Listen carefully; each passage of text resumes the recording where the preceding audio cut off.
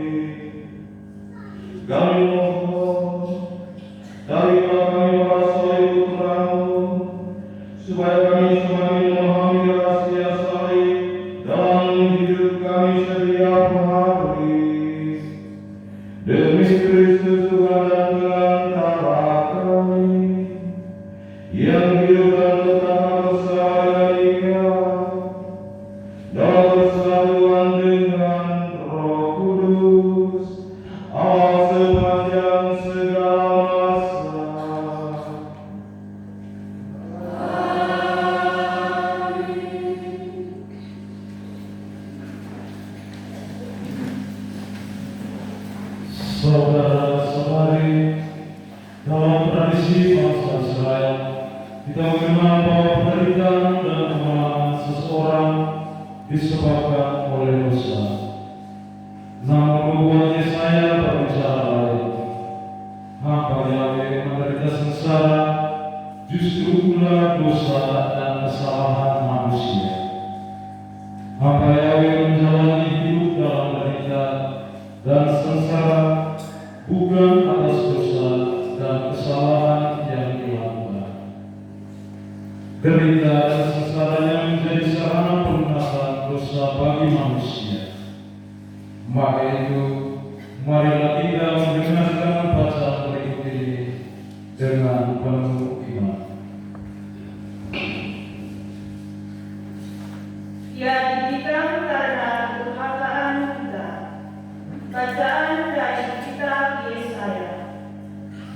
Allah bersabda, sungguh hamba-Ku akan berhasil. Ia akan dimuliakan, diangkat dan disanjung-sanjung. Benarlah bahwa banyak orang tersenang melihat Dia, sebab pusaka sosok tubuhnya tidak serupa lagi dengan manusia. Namun demikian, banyak bangsa akan takut, raja-raja pun akan bungkam karena hamba-Ku itu. Sebab sesuatu yang belum pernah diceritakan akan mereka saksikan, apa yang belum pernah didengar akan mereka ketahui. Siapa kiranya akan percaya berita yang kami dengar? Kepada siapakah kuasa Allah itu diperlihatkan? Laksana sebatang tunas sampai tumbuh di hadapan Allah, bagaikan akar dari tanah besar yang subur. Ia tidak tampan dan elok, dan kita tidak tertarik memandangnya. Keindahan tidak ada padanya, hingga kita tidak suka kepadanya. Ia dihina dan diairkan orang, manusia penuh sengsara yang tahu apa artinya menderita. Orang membuang muka seakan-akan dia menderita kusta. Demikian ia dihina orang sehingga tidak terpandang. Namun derita kita yang ditanggungnya, sengsara kita yang dipikulnya, sedangkan kita menganggap dia sebagai penderita kusta yang dipikul dan disiksa oleh Allah. Ia ditikam karena kedurhakaan kita dan dihancurkan karena kejahatan kita. Siksaan yang menimpa Dia membawa perdamaian bagi kita, dan kita sembuh berkat biur-biur tubuhnya. Kita semua bagaikan domba yang tersesat, masing-masing menempuh jalannya sendiri. Tetapi kepada Dia Tuhan menimpakan kesalahan-kesalahan kita semua. Ia dianiaya dan Dia pun tunduk dan tidak membuka mulutnya. Bagaikan domba yang diam dan tak menyempit bila dicukur, seperti anak domba yang diantar ke pembantaian, demikian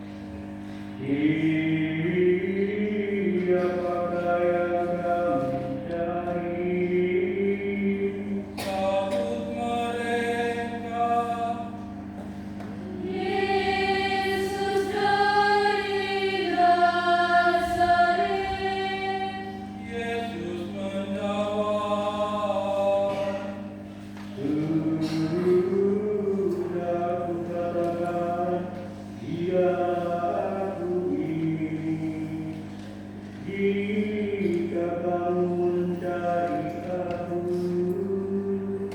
biarkanlah orang-orang ini pergi. Demikianlah terpenuhi perkataan yang dahulu pernah diucapkannya akan orang-orang yang telah kau berikan kepadaku. Seorang pun tak ada yang kuhilangkan. Simon Petrus menembus pedangnya, lalu diparanglah imam agung, dan dipotonglah telinga kanannya. Adapun nama itu Malkus. Lalu Yesus bersabda kepada Petrus,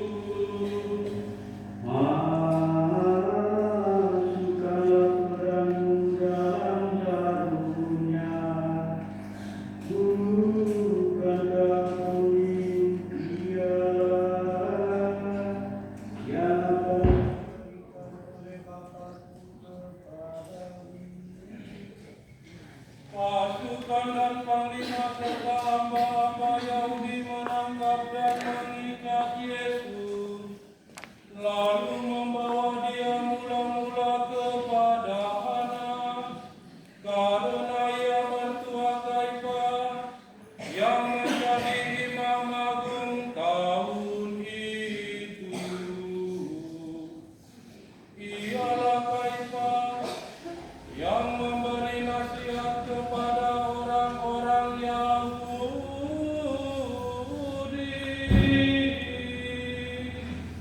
Ada di baik, kau semua mati untuk rakyat.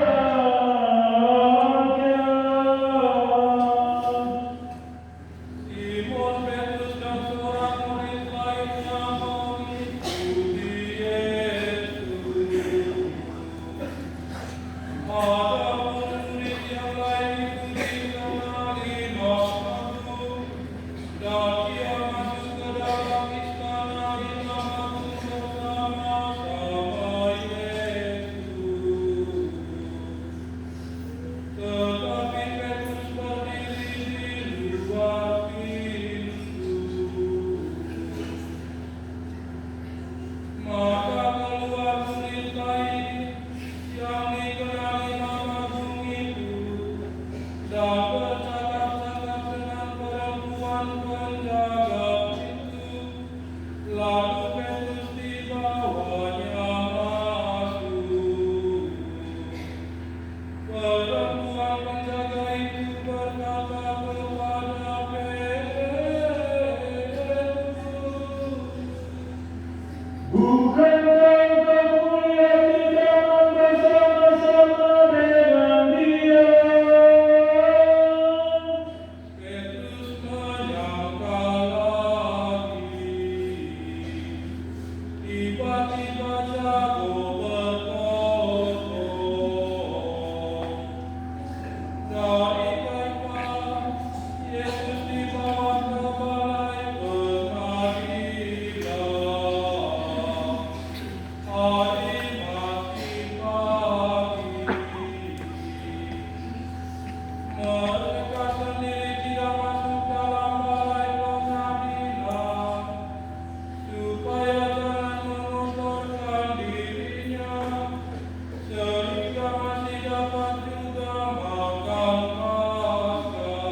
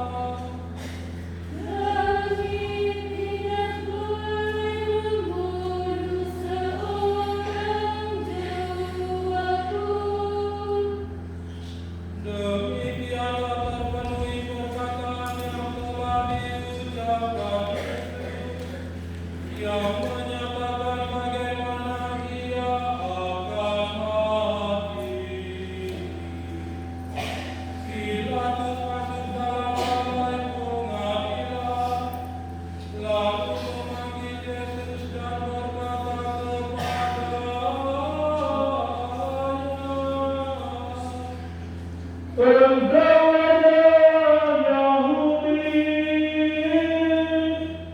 Yesus menjawab,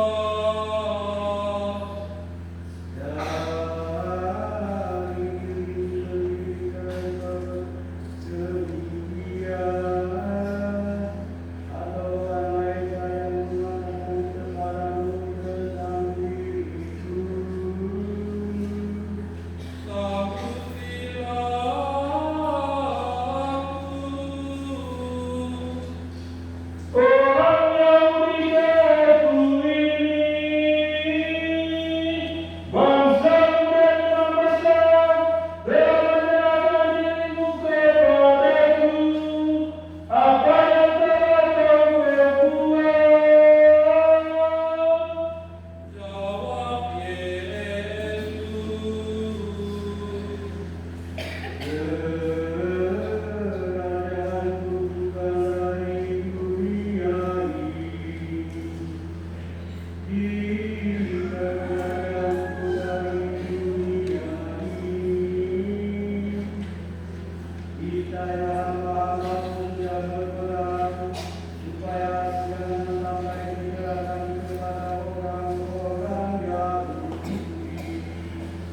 Lalu berkatalah Pilatus kepadanya,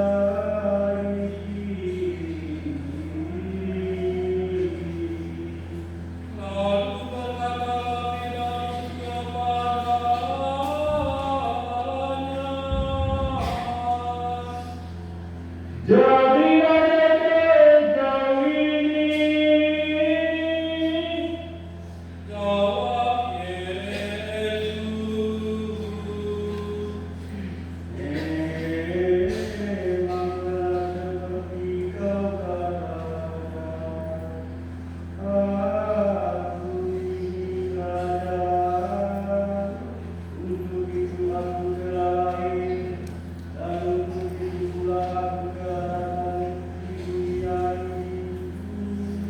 Supaya aku menyaksikan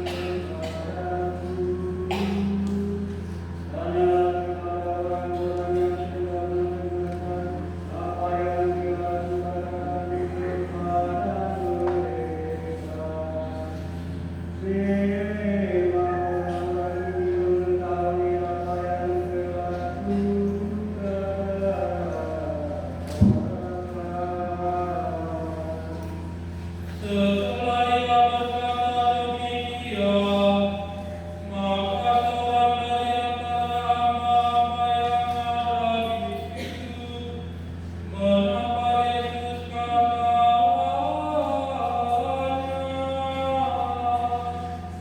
Begitu engkau menau kepada Imam Agung. Yesus menjawab kepadanya, Jika salah perkataanku itu, buktikanlah kesalahannya. Jika betul perkataanku, mengapa aku tahu tambahan?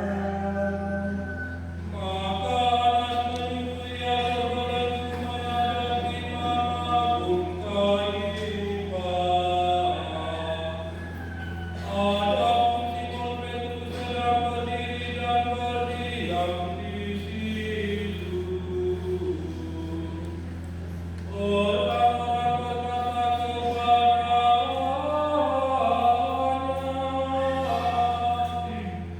Bukankah kamu berasal dari murid-muridnya? ia menyangka dengan berkata,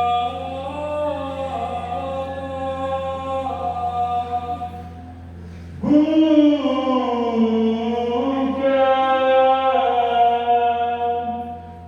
seorang dari hamba-hamba Imam Agung yang masih saudara orang yang telinganya dipotong Petrus berkata kepadanya,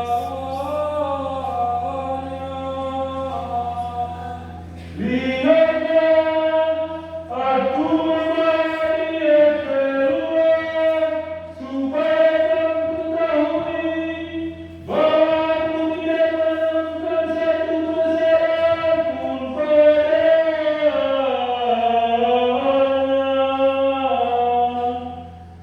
Yesus keluar bermahkota duri dan bermantel merah. Lalu Pilatus berkata kepada mereka itu,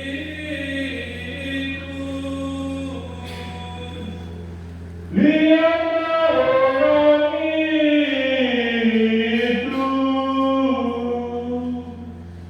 segera sesudah imam-imam besar bersama-sama melihat Yesus, mereka itu berteriak-teriak katanya,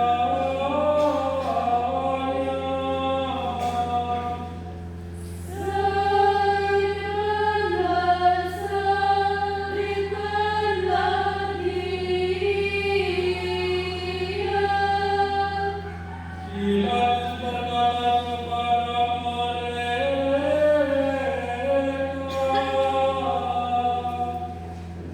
Ambillah dan salibkanlah dia, sebab aku tidak menemukan satu kesalahan pun padanya.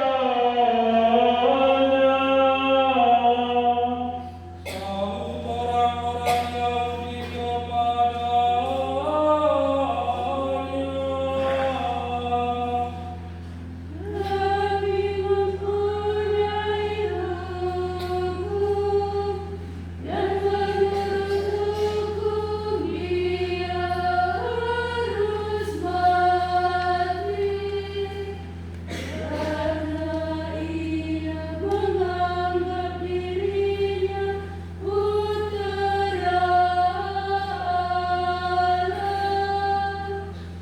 ketika Pilatus mendengar perkataan itu, ia makin takut. Lalu ia masuk dalam balai pengadilan, serta berkata kepada Yesus, Dari mana asalmu? tetapi Yesus tidak menjawab. Lalu Pilatus berkata kepadanya,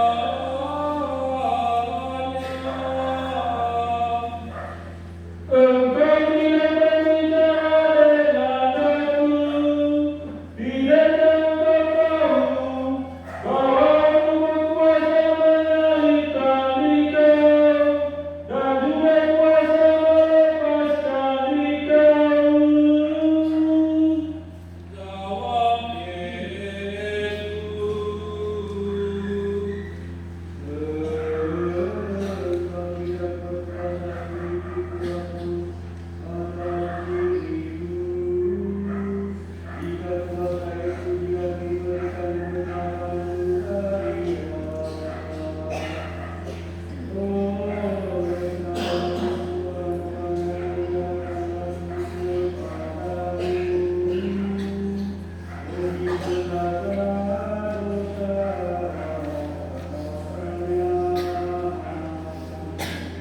setelah itu Pilatus mencari akal untuk melepaskan dia. Tetapi orang-orang Yahudi berteriak-teriak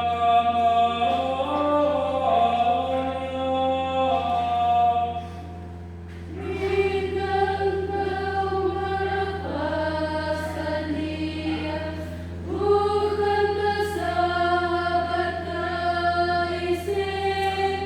Barang siapa menganggap dirinya raja, ia melawan Kaisar. Setelah Pilatus mendengar ucapan-ucapan itu, ia membawa Yesus keluar untuk duduk di kursi pengadilan,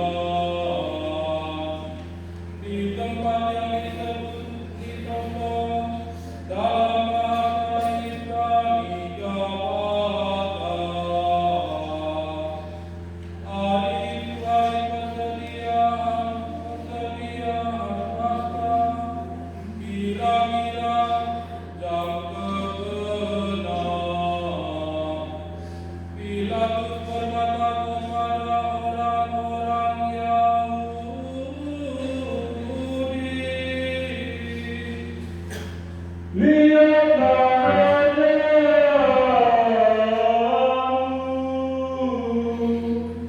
Tetapi mereka itu berteriak-teriak,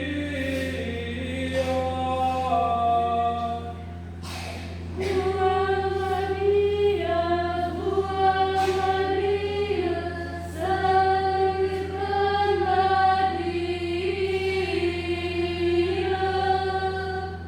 kata Pilatus kepada mereka, "Haruskah aku menyalibkan rajamu? Haruskah aku menyalibkan rajamu ini?" Jawab imam-imam besar,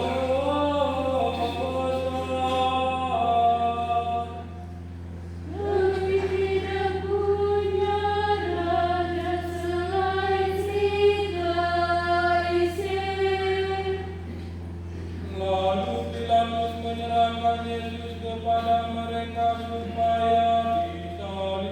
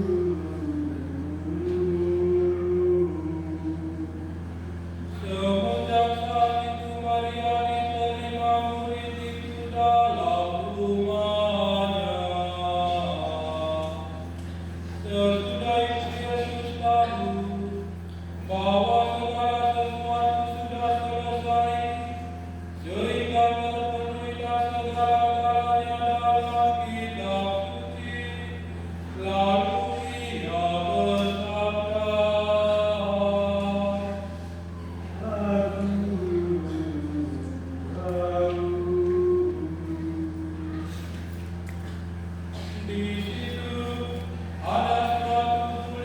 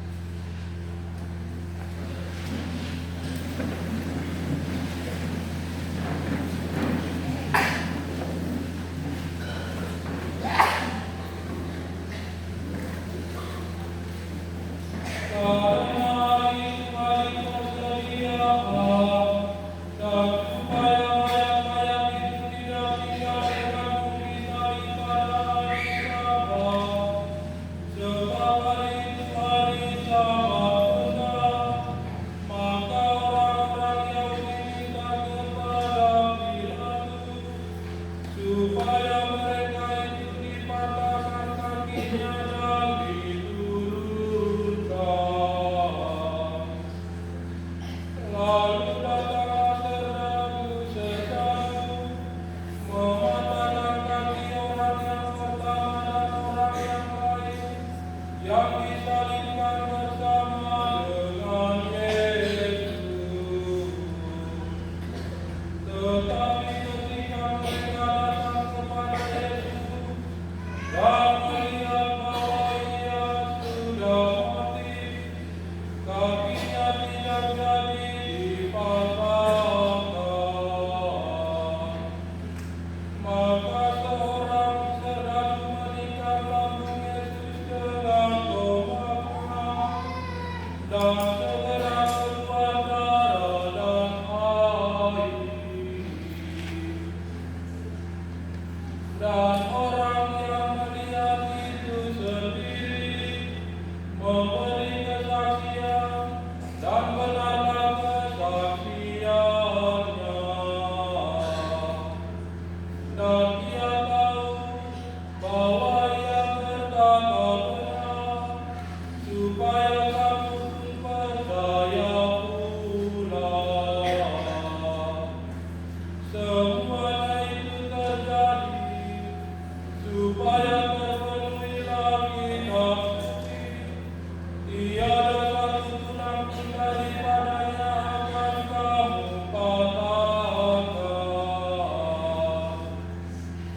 Dan sebuah perkataan kitab suci lain yang menyatakan mereka akan memandang Dia yang telah ditikatnya. Sesudah Yosef dari Arimatea, seorang murid Yesus juga, tetapi yang bersembunyi karena takut akan orang Yahudi, minta kepada Pilatus untuk menurunkan tubuh Yesus. Ia diberi